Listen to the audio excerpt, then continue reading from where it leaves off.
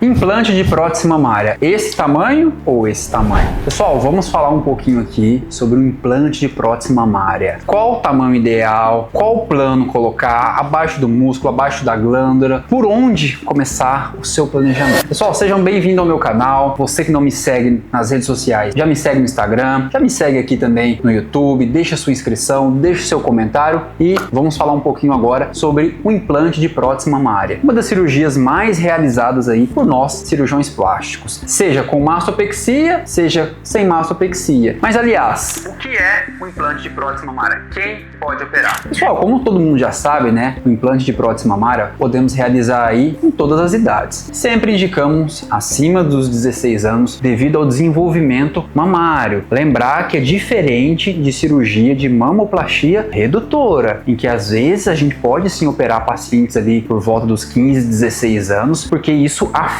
muito a sua saúde, né? Paciente que tem uma mama muito grande, começa a ter dor nas costas, então às vezes quer diminuir, a gente pode sim associar o implante mamário. Mas hoje nós vamos falar exclusivamente do implante de prótese mamário sem a mastopexia. Lembrar, o implante podemos colocar em vários planos e todas as minhas cirurgias mamárias, agora eu estou falando eu, Henrique Pugli, eu realizo o sutiã interno. Afinal, o que é o sutiã interno? Pessoal, quando nós realizamos o implante da prótese, independente do plano que a gente colocar, a gente tem que estabilizar o sulco mamário. O que é o sulco mamário? A região onde a gente realiza essa incisão. Essa estabilização é o que a gente chama de sutiã interno. São pontos que nós realizamos na região da cicatriz que nós vamos deixar para ele não se mover com o tempo. Por que se mover com o tempo? Imagine, essa prótese com o tempo começa a descer, começa a querer ceder e ela encontra essa incisão e cede abaixo da incisão. O que vai acontecer? Essa prótese vai ceder e a incisão vai ficar à mostra. Então, o sutiã interno é uma barreira que nós realizamos abaixo do sulco inframamário, na região que nós realizamos a cicatriz, para essa prótese, se por algum motivo querer ceder com o tempo, querer abaixar, seja para o paciente fazer muita força, seja por algum movimento muito forte da mama, ela vai encontrar uma barreira, uma resistência aqui, pelos pontos que nós realizamos no plano profundo da face com o periósteo, que é a parte mais superficial do osso. Então vai criar uma fibrose nessa região e a prótese vai encontrar uma barreira, não vai ceder abaixo da cicatriz. Vamos falar um pouco agora sobre os tipos de prótese de silicone.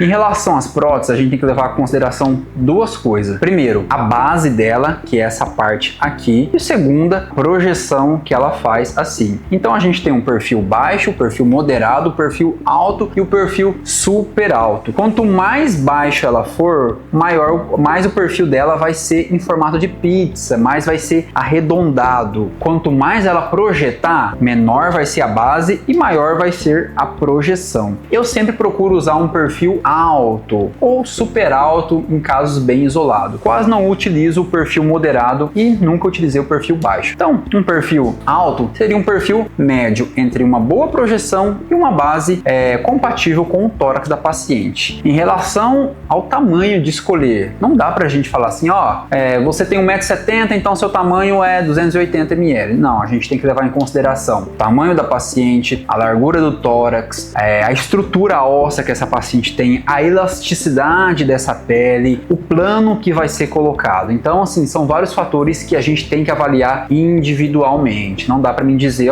coloca esse tamanho aqui, 620 ml, imagina?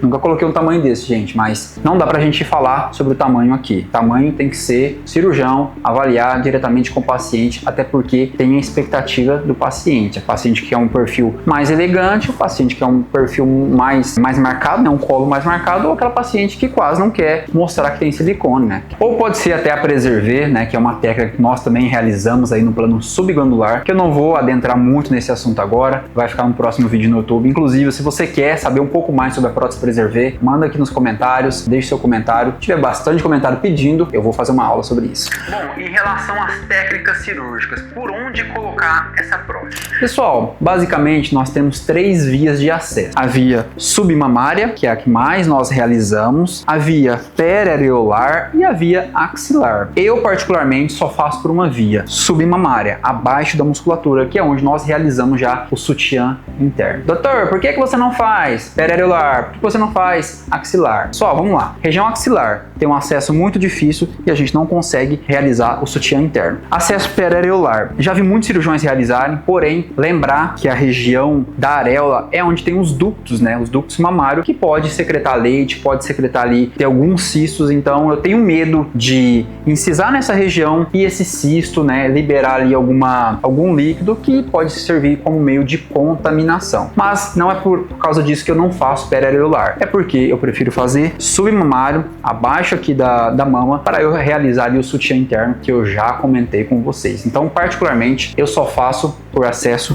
submamário. Em relação ao plano mamário da prótese, aonde essa prótese pode ficar? Basicamente, nós temos 3 planos. O plano subglandular, que é abaixo da glândula, o plano submuscular total, que a gente coloca a prótese totalmente abaixo do músculo e fecha toda a musculatura. Nesse caso, temos que fazer com próteses menores, não dá pra gente fazer com uma prótese muito grande. E o plano dual plane, que eu basicamente só faço esse plano, que é o plano em que nós colocamos a prótese, 80% da prótese fica coberta pelo músculo e mais ou menos 20 a 30% fica fora do músculo. Por que que eu prefiro esse plano, o plano dual plane? O plano dual plane, pessoal, ele tem uma característica bem interessante. A gente deixa uma alça nessa região lateral. Essa alça chama alça muscular de sustentação, ou alça muscular de Ono, né? Ono é o Marcelo Ono aí, que fez essa publicação, então vem do nome dele. Essa alça serve para a prótese projetar mais para a região medial e ela não